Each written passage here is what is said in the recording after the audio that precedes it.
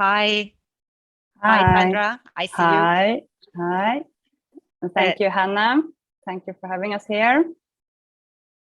So I'm Sandra Skarnehall, and I work with purchase and product development in Nilorn, and I am based in Sweden. Yes, and also from my side, Hannah, thanks for the introduction. I'm Christina. I'm the Material and Innovation Specialist for Nilorn Group, and I'm based in Germany. And me and Sandra, we work together in Nilorn's new material team, a team or a group of people at Nilorn evaluating, doing research and evaluation on new materials and moving innovation and new material development forward here at Nilorn. And we're happy to share our presentation today. It's already here visible. Our presentation today is an insight in how we at Nilorn work with packaging and how we are working towards a more sustainable offer that we can present to our clients. And this is what we are going to talk about today. We will start with a short introduction about our company, so that you learn who we are and what we do. And then the presentation is mainly divided into two parts, two areas. In the first area, we will share results of our research in packaging trends. This part will be presented by me, and the second part then is insights in our more practical work with clients, projects, and packaging, and that part will then be presented by Sandra. And in the second part, you will also learn how we at Nilorn have introduced Paptic and how we work with Paptic and how we include Paptic in our offer. Now, Sandra, would you like to present Nilorn as a company? Yes, I will introduce you to Nilorn and talk about how we work. So we are one of the leading branding and design companies in Europe. We work with branding and labeling, such as labels, accessories, and packagings, with headquarters in Sweden. And we would like to call ourselves a development hub for both brand owners and garment manufacturers. So we offer a complete, creative, and tailor-made concept in the area of branding, design, product development, and logistics solutions. And we have strategically chosen where we are located to be close to our clients and their partners. Next slide, please, Christina. So in our approach to branding and labeling, we have different departments that are all connected to each other with a focus on sustainability, as you can see here on the graphic. All departments work closely together to find the greatest value for each of our clients. And all products we deliver infuses a sustainable value through the whole chain. So from design, development, production, and transportation. Next slide, please.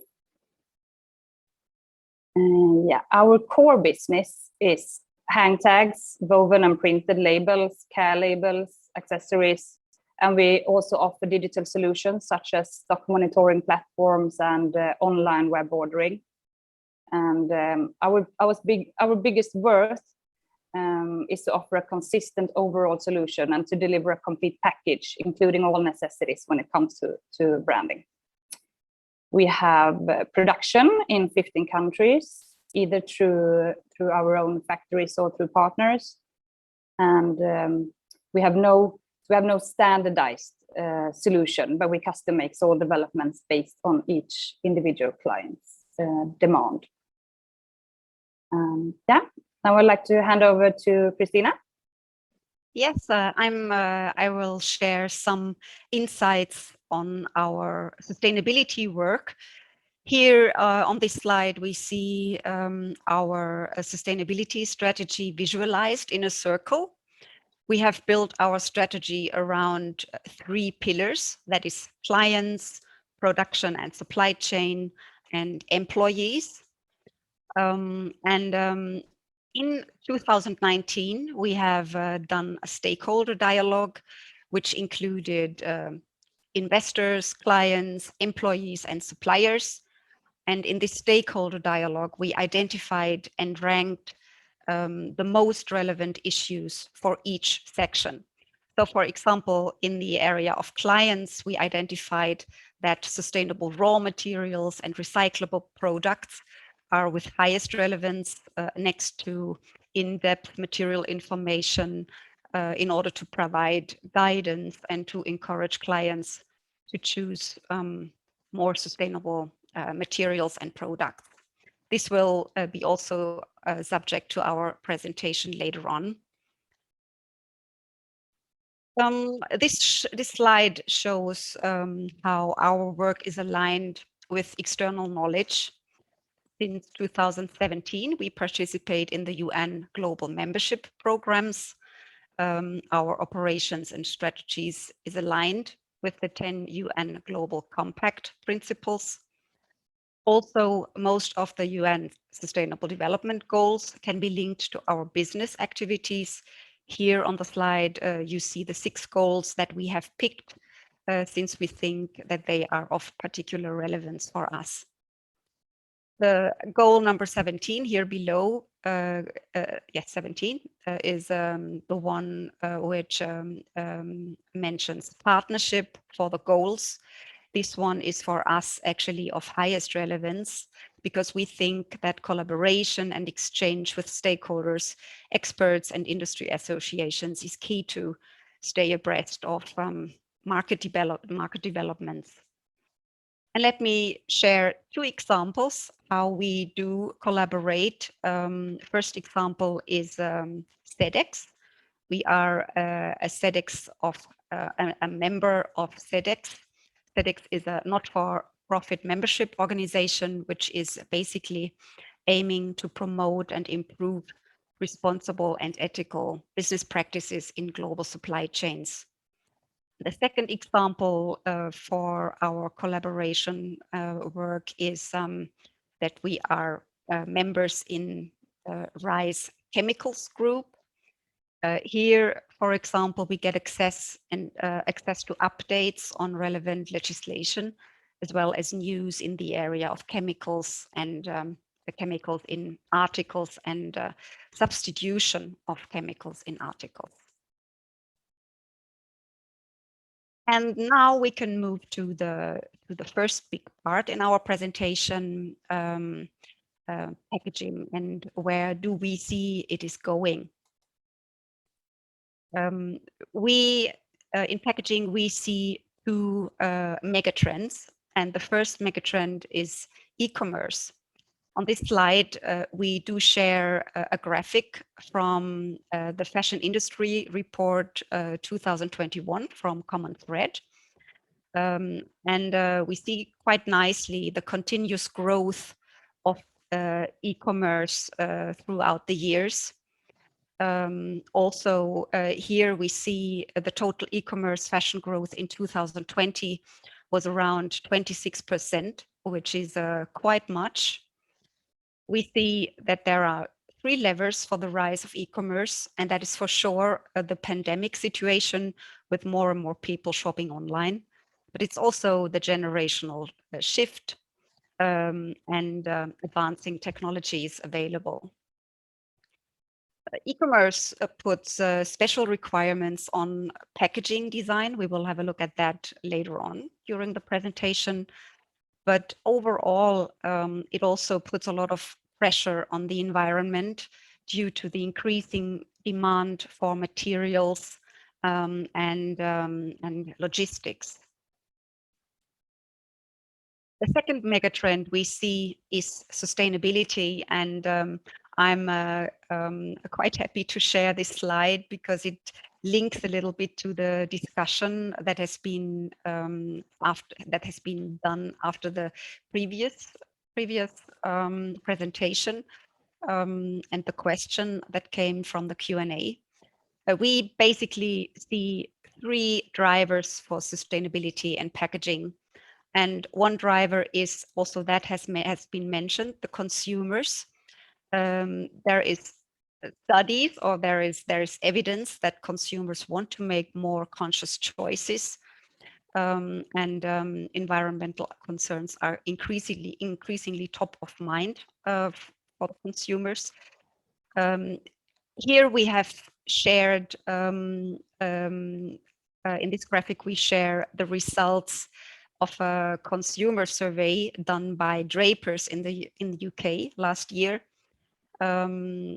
which revealed that consumers are actually willing to pay more if the packaging is sustainable, and also if the delivery is sustainable. So that was a quite clear statement on that.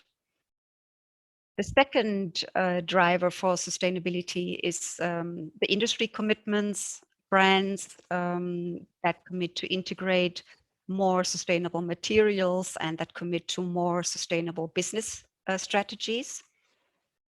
And the third driver for sustainability is the governments that come across with increasing legislation that would again accelerate sustainable development and circular business practices. Here you can think about the extended producer responsibility, the plastic tax, or the European timber regulation, or UK timber regulation for UK. On this slide, we have put together many different requirements for e-commerce packaging. We have collected information from different surveys and from experiences with our own clients' projects. On one side, we do have the consumers. For the consumers, we see that the focus is on sustainability and recyclability of packaging, combined with easy handling and a nice unboxing experience. I think that is also something we have seen from the previous presentation. For brands and internal stakeholders, further requirements are considered on top. These requirements are mainly connected to the protective functionality of the packaging and the handling when packaging is filled with goods or when it's returned. Aesthetics, however, the look and feel play an important role, since the packaging would represent the personality of the brand. I like that sentence from Marcus' presentation very much, that packaging is a kind of a symbol. I think that reflects that also. To further understand where the packaging trend is going, we have been studying packaging strategies of 4 big brands to see how they work with sustainable packaging and what is their goals. That was Zalando, H&M Group, Adidas, and John Lewis packaging strategies we reviewed. And their targets for 2023 or 2025 are quite in line. On first place, it's the first goal that should be achieved is to reduce packaging wherever possible. Secondly, we see a commitment to switch to fiber-based packaging for boxes, bags, and mailers. Also, it looks like bags are preferred to boxes, because for bags you would need less material than for boxes, and also bags can be more precisely fit to the size of the product, like boxes. So that you avoid to ship air around. When we look at the inner packaging, when that is needed, brands' efforts are to explore more circular projects or more circular options. Like, for example, circular poly bags. There's projects aiming to provide poly bags to being recycled after use, or to ensure poly bags to be recycled after use. And also here, it's the fiber-based options that are explored for inner packaging. Choosing materials for packaging is a complex area, and there's never only just one single solution, but it's more like different considerations that should be taken into account when choosing materials for a project. So on the next two slides, we compare the advantages and challenges for both plastic packaging and paper packaging. For plastic packaging, we see the advantage that it is cheap in price, it has great functional properties, it's lightweight, waterproof, durable, transparent. And also here what we know is that the consumption of resources is usually lower compared to paper. Plastic packaging comes with many challenges, and the biggest challenge is connected to the end of life. In 2019, we saw a global recycling rate of 7% only for plastic. And this is the reason to plastic pollution due to unmanaged or mismanaged waste streams, with plastic material ending up in nature or in the ocean. Another challenge is that plastic is based on crude oil, and plastic is up to recycled 5 times. Is recycled up to 5 times only, and at a certain stage, virgin input might be needed to maintain the quality. So there's always the dependency on crude oil, which is a finite resource. And then as a last challenge, we have legislation, increase in legislation, like the plastic tax. Difficult with words sometimes. So here we have the considerations for fiber-based packaging. One of the main advantages of fiber-based packaging is the end-of-life options. It has a high global recycling rate, which was at 66% in 2019.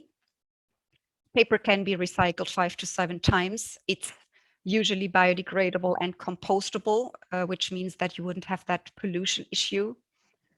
It's based on renewable resources, and it comes with a more natural look and feel, which is a benefit if a brand wants to promote the sustainability of their packaging visually.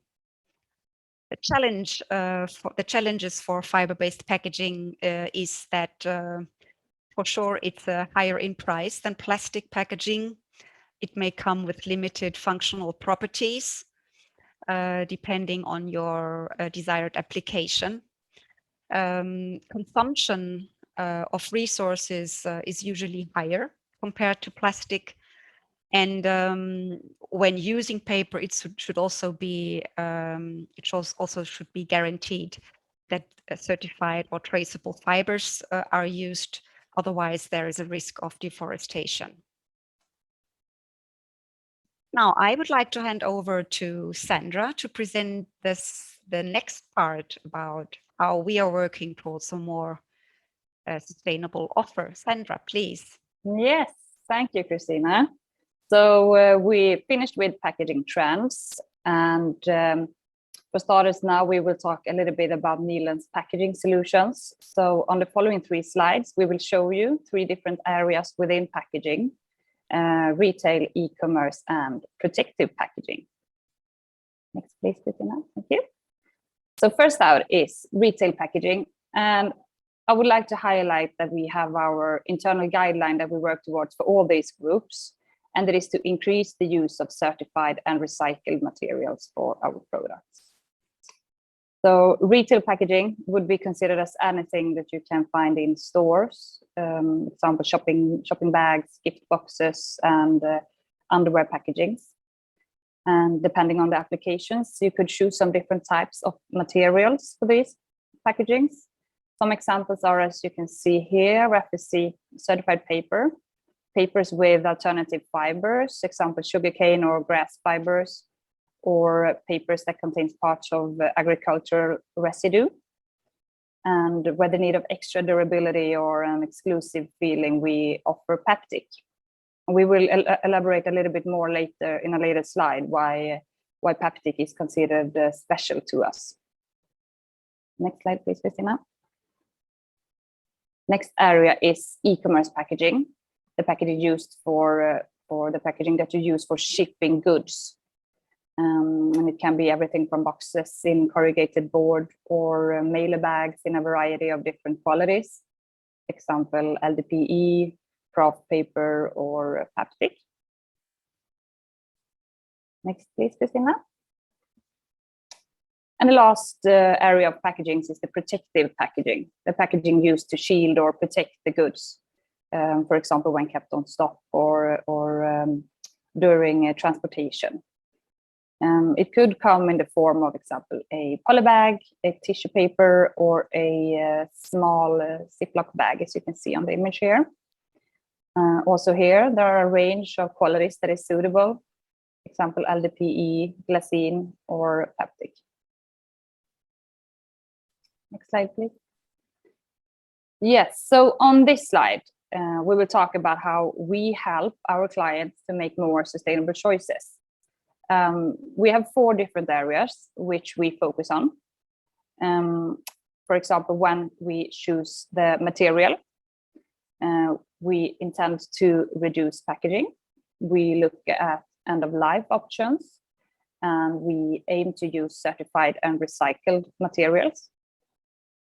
When it comes to the next area, construction, we look at each client's different needs and try to promote flat pack boxes to facilitate transportation, to ship less air. And we also offer mailer bags preferred to boxes. Next area is design, and here our design teams look further on the functionality, and we look at the size of the packaging to maximize the usage of the paper sheets to reduce waste after the sheets have been cut. And depending on where the packaging is going to be distributed, we also encourage to print the symbols for material identification to guide to the correct recycling process. And we would also avoid to mix materials whenever it's possible, also to facilitate recyclability, as well as Marcus mentioned earlier in his presentation. So when it comes to the next area, logistics, we focus on fill rate, and we seek to produce locally as much as possible. And freight by truck or sea would be preferred to air freight. So these are all important points in our work towards a more sustainable offer when it comes to packaging. Next, please, Christina.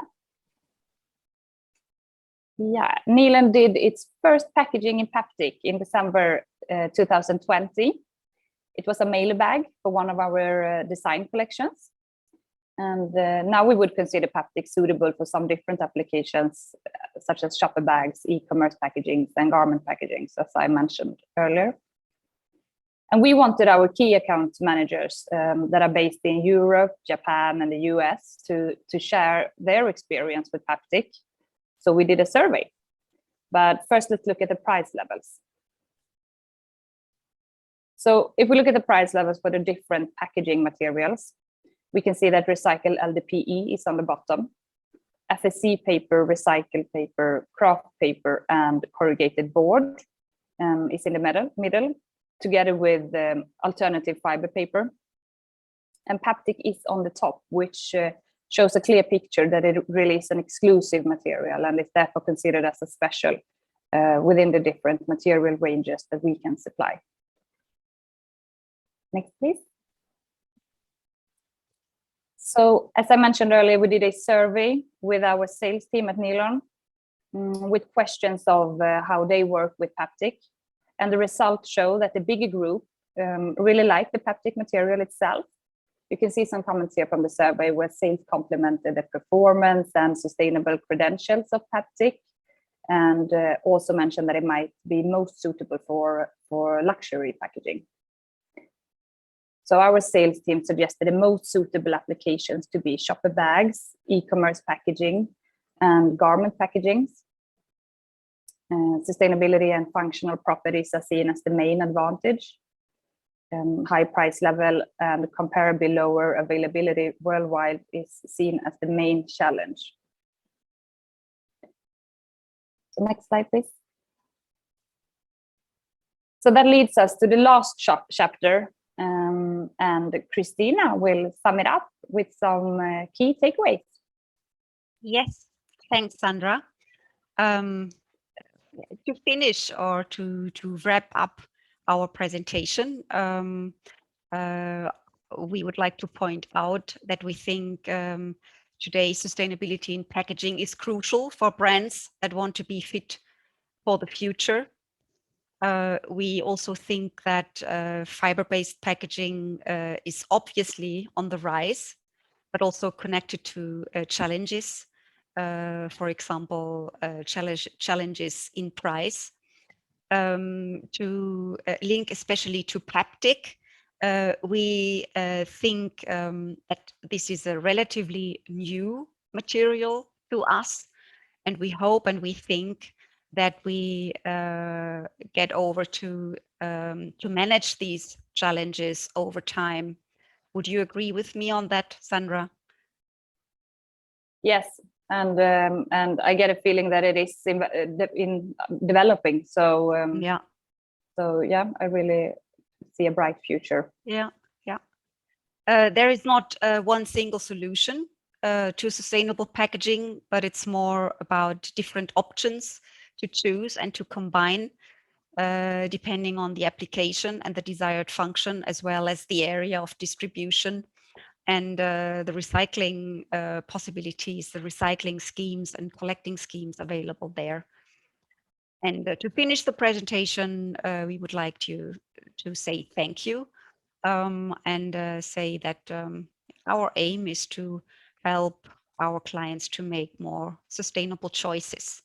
Thank you very much. Thank you.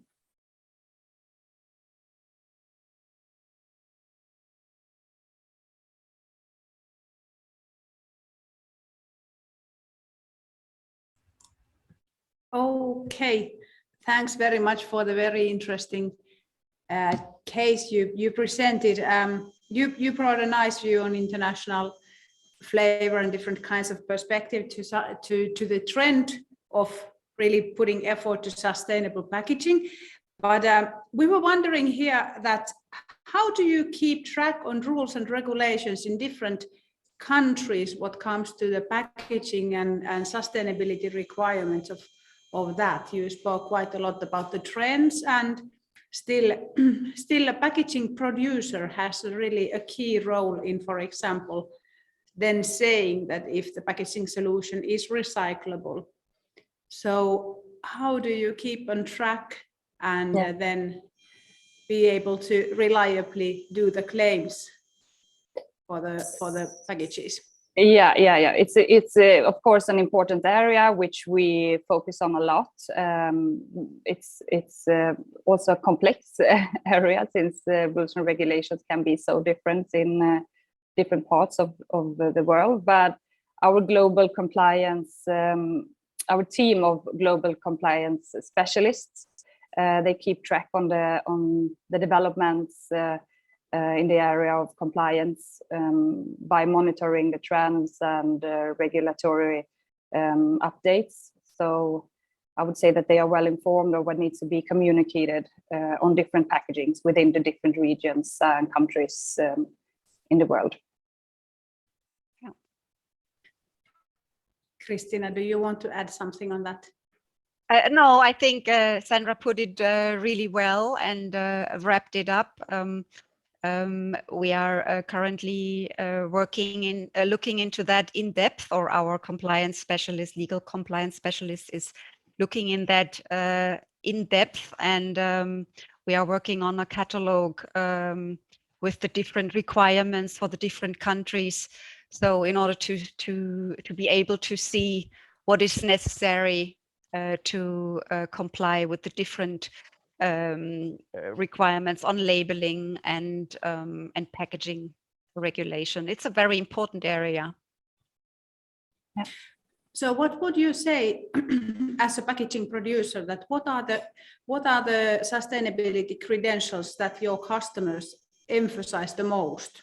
For example, what kinds of claims or labels do they want to have for their packaging solutions? You mean when it comes to the seals of recyclability or? Yeah, for those kind of, yeah, because you mentioned in your presentation that FSC or the certified sources is one important factor for the fiber-based packaging materials and so forth. But generally, what is the #1 key priority regarding sustainable packaging that your customers emphasize? I would say being a company that works globally, we get a lot of different requirements from our clients depending on where they are based. So it could be everything from them requiring traceability through the whole chain or certain certifications, as well as, of course, the material itself being a very important point. Good. So throughout reliability throughout the value chain. Yeah, definitely, but and also to make sure that the material, that the raw material that has been used is traceable. So in that case, FSC certification plays a very high role, but we also get a lot of questions regarding recyclability of materials. Although for paper, the case is quite clear, but if you present new qualities like Paptic, for instance, which is not write a paper, but something particular, a new material, you need to explain more in front of the customer, okay, that this is recyclable with paper. We also saw these questions in the chat about Paptic, can it be recycled with cardboard? And that's exactly the same type of question we get when we present a new material, when we present a new fiber-based material or plastic material. Yeah. Yes, fully understandable. We are in the same situation that when bringing an innovative packaging material to the market, then there are of course questions related to that, and of course then again we see from the earlier presentation that communication matters, that we have to be able to deliver all the good things throughout the value chain to our next customers. Yeah. Okay. Hey, thanks very much for coming to our open house, and thanks for sharing your insights with us. And I think that we are now heading to the coffee break, and after the